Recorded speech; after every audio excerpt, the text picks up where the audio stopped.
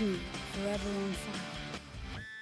ಜಾತಿ ಗಣತಿಯನ್ನ ಸ್ವೀಕರಿಸಿದ್ರೆ ಯಾಕೆ ಸ್ವೀಕರಿಸಿದ್ರಿ ಅಂತಾರೆ, ಯಾಕೆ ಮಾಡಲಿಲ್ಲ ಅಂತ ಪ್ರಶ್ನೆ ಮಾಡ್ತಾರೆ. ಅದನ್ನೇ ಜಾರಿ ಮಾಡಿದ್ರೆ ಈಗ್ಯಾಕೆ ಮಾಡ್ತಾ ಇದ್ದೀರಿ ಅಂತ ಪ್ರಶ್ನೆ ಮಾಡ್ತಾರೆ. ಜಾತಿ ಗಣತಿ ಸ್ವೀಕಾರ ವಿಳಂಬಕ್ಕೆ ಅನೇಕ ಕಾರಣಗಳು ಇದಾವೆ ಅಂತ ಗೃಹ ಸಚಿವ ಡಾಕ್ಟರ್ ಜಿ ಪರಮೇಶ್ವರ್ ಹೇಳಿಕೆ ಕೊಟ್ಟಿದ್ದಾರೆ. ಅದನ್ನ ಅಸೆಂಬ್ಲಿಗೆ ತರಬೇಕಾ ಬೇಡವಾ ಅನ್ನೋದು ಕ್ಯಾಬಿನೆಟ್ನಲ್ಲಿ ಇನ್ನೂ ತೀರ್ಮಾನ ಆಗಬೇಕು.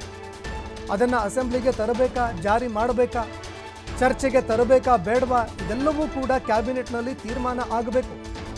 ಅಸೆಂಬ್ಲಿಗೆ ಬೇಕಾಗಿಲ್ಲ ಅಂತ ಕ್ಯಾಬಿನೆಟ್ ತೀರ್ಮಾನ ಮಾಡಿದ್ರೆ ಮುಗೀತು, ಆಗ ಅದು ಅಸೆಂಬ್ಲಿಗೆ ಬರೋದಿಲ್ಲ. ಒಂದು ಬಾರಿ ಕ್ಯಾಬಿನೆಟ್ಗೆ ಬಂದು ಚರ್ಚೆಯಾಗಲಿ, ಅದು ಕ್ಯಾಬಿನೆಟ್ನಲ್ಲಿ ಬಂದು ಚರ್ಚೆಯಾಗಲಿ. ಚರ್ಚೆ ಆದ ಬಳಿಕ ನಾವು ಏನಿದೆ ಅದನ್ನು ನೋಡೋಣ.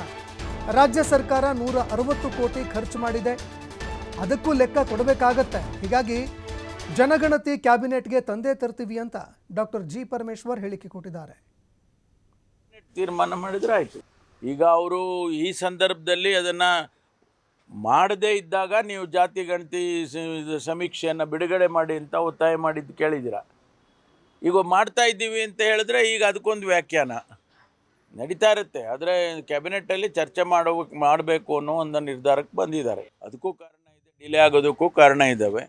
ಆ ಕಾರಣಗಳನ್ನೆಲ್ಲ ಹೊರತುಪಡಿಸಿ ಈಗ ನಾವು ಚರ್ಚೆ ಮಾಡಿ ಅದನ್ನು ತೊಗೊಂಡು ಬರಬೇಕು ಅಂತಕ್ಕಂಥ ತೀರ್ಮಾನಕ್ಕೆ ಬಂದಿದ್ದಾರೆ.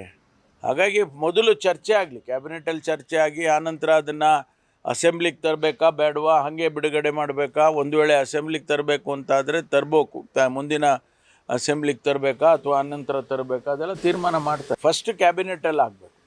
ಕ್ಯಾಬಿನೆಟ್ ಡಿಸೈಡ್ ಮಾಡಿ ಇಲ್ಲ ಅಸೆಂಬ್ಲಿಗೆ ಬೇಕಾಗಿಲ್ಲ, ನಾವು ಕಮಿಷನ್ ತಾನೇ ಇದು ವರದಿ ಬಿಡುಗಡೆ ಮಾಡ್ತೀವಿ ಅಂತ ಕ್ಯಾಬಿನೆಟ್ ತೀರ್ಮಾನ ಮಾಡಿದರೆ ಆಯಿತು.